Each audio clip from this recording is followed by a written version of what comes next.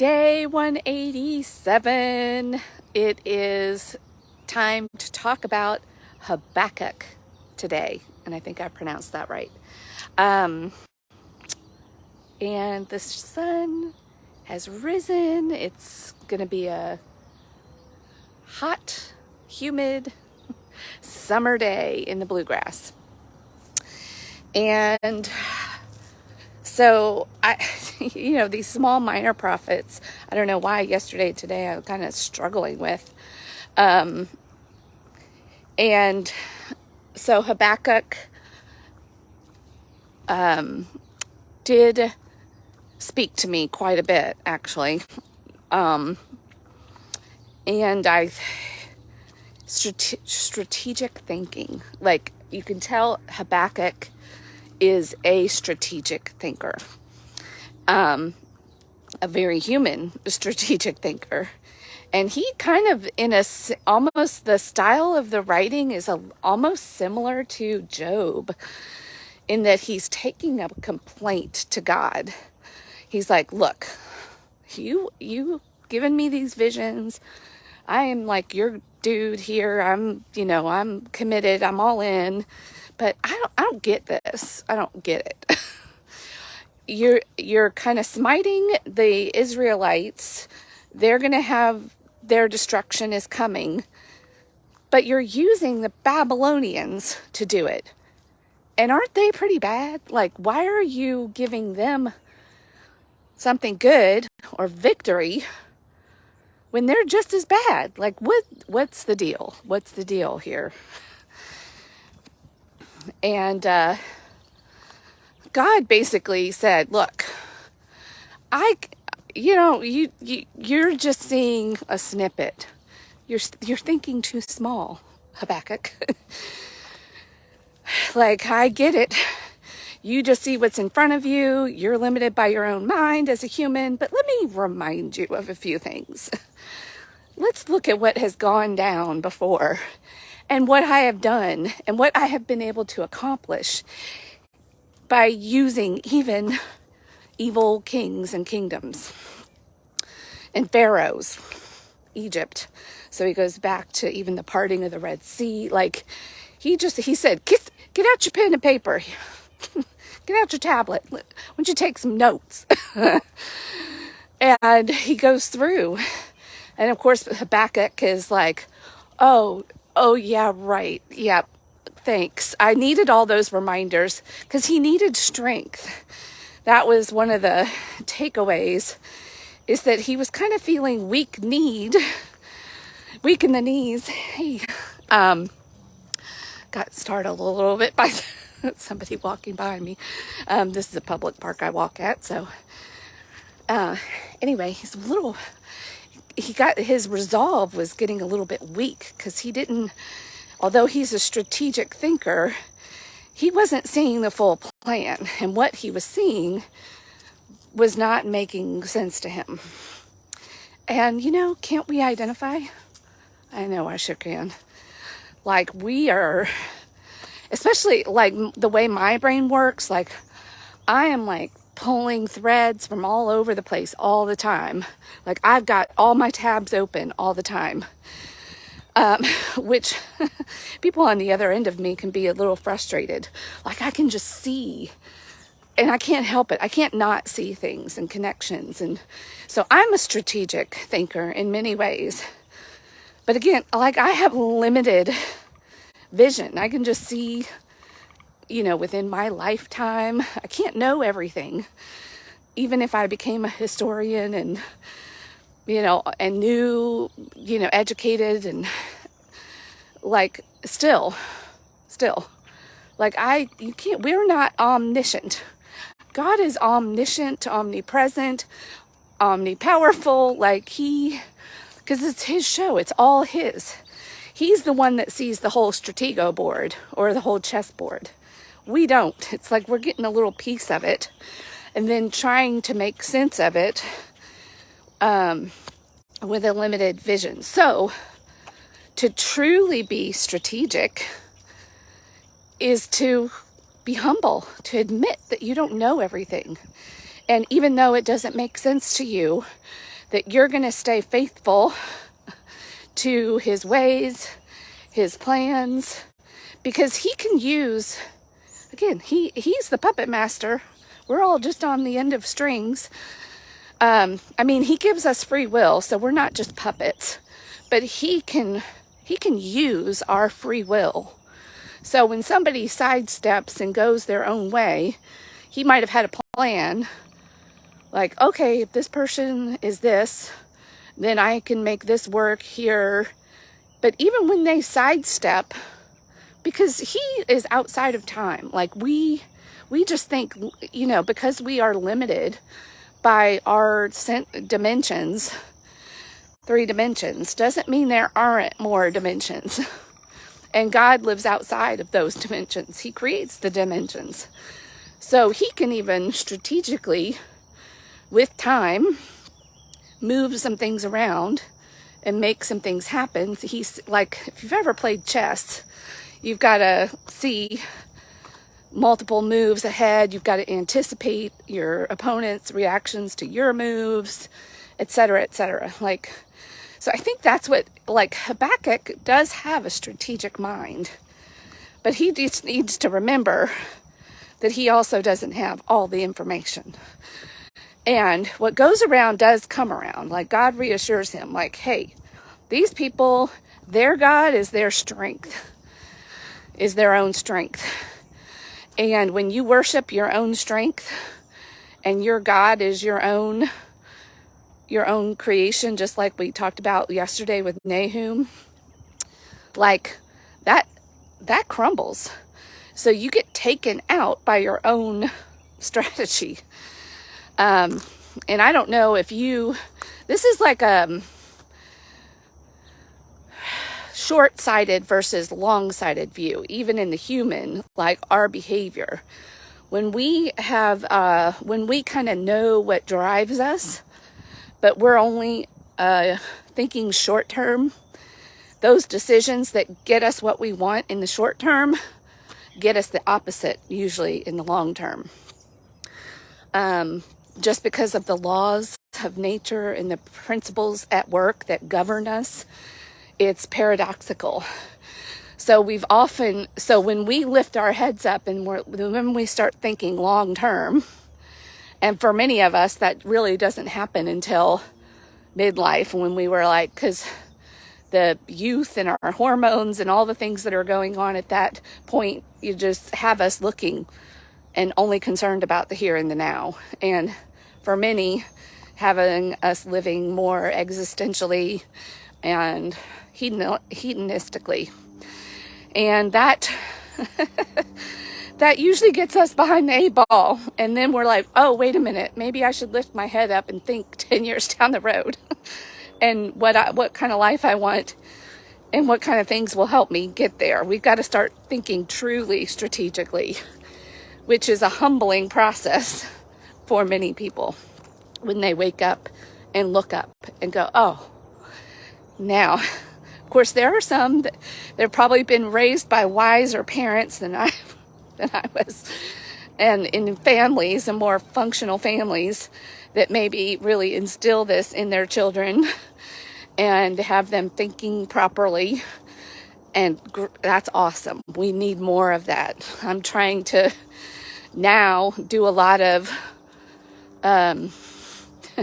parenting in hindsight, like using all of my own examples, humbling myself strategically, thinking about my grandchildren, my great-grandchildren, and so on and so forth.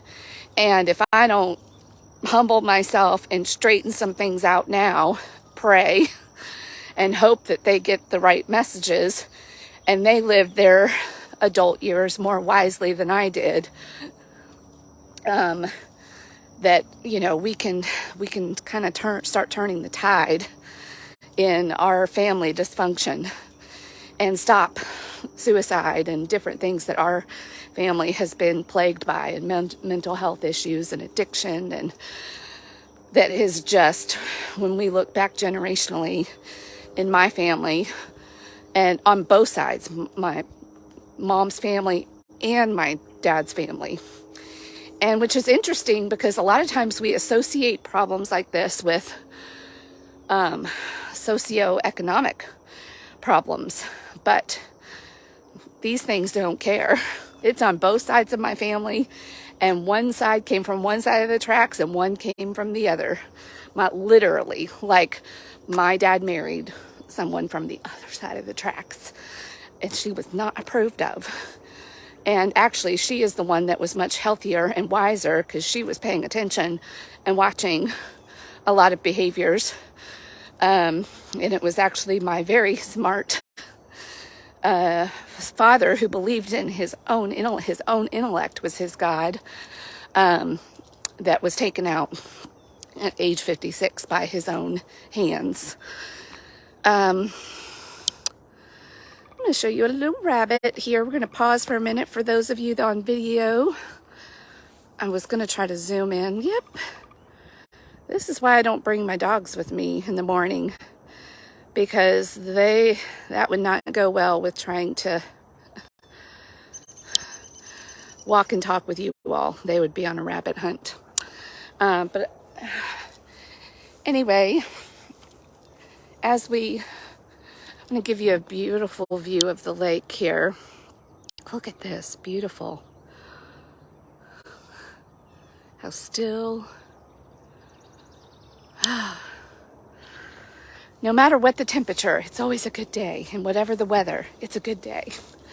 Yeah, the short-term discomforts of day and the weather, like, they don't really affect me too much anymore like they used to. Because I've lifted my head up, and I've got a lot more long-term focus and big picture, truly strategic thinking, which also includes a lot of humbleness, openness, open-mindedness, and open-heartedness is another thing that is kind of paradoxical, because you've got to know what you believe in and be committed to it, but at the same time hold space and have your eyes open to see God working. And God can work through all things because he created it all. And some of us can be closed-minded and fearful and won't even expose ourselves to certain things and ideas out of fear. But if you are firmly rooted in God, those things are, and you are closed-minded when it comes to that, you can be open to other things. And that's a strategic way of living too. And that's where Habakkuk had to be reminded. He was so closed-minded and so closed-hearted against the Babylonians that he couldn't see and understand how God would use such a hard-hearted people to punish. Like, it just didn't make sense to him. Like, he thought that God using them in this situation for the destruction of his people was not fair, that was going to be a win for Babylon. And God says, oh, no, you're thinking too small. Don't worry about them. You just trust me.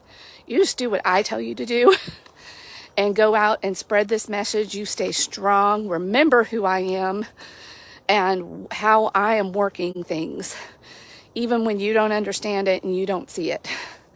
And just let's look back at history and see how I've used things and how it's all worked out for Israel's good, for God's people, for God's good.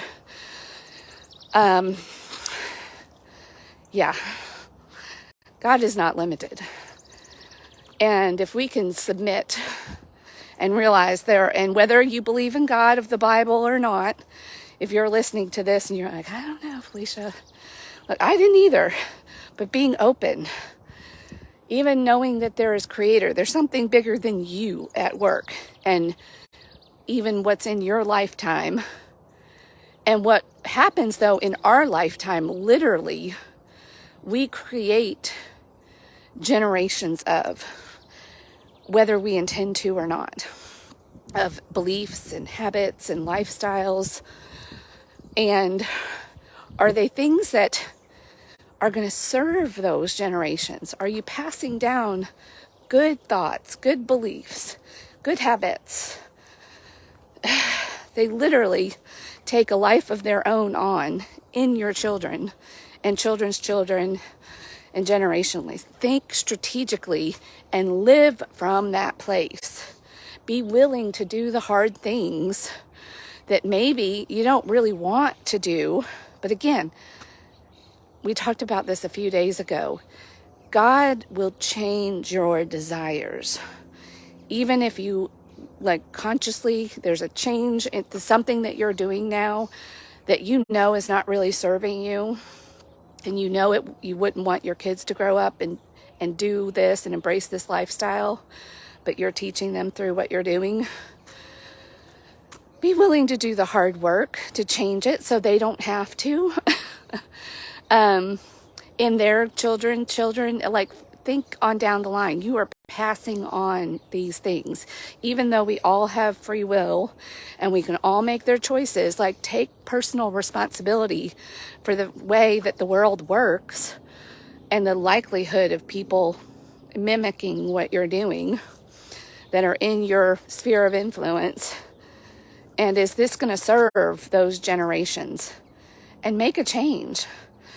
It's hard work. It's humbling work. But it is so worth it. And you've got help. You've got help. You don't have to do these things on your own. And God will even change your own desires in the process if you open yourself up to that. So it won't always be hard. You will actually like the person you become, and you will enjoy the lifestyle that you develop when you are committed to your future generations, when you're thinking truly strategically and for the good of everybody and not just what's comfortable for you today. All right. Have a great day. Rise and shine wherever you are. And wherever you are, like, is always the right place.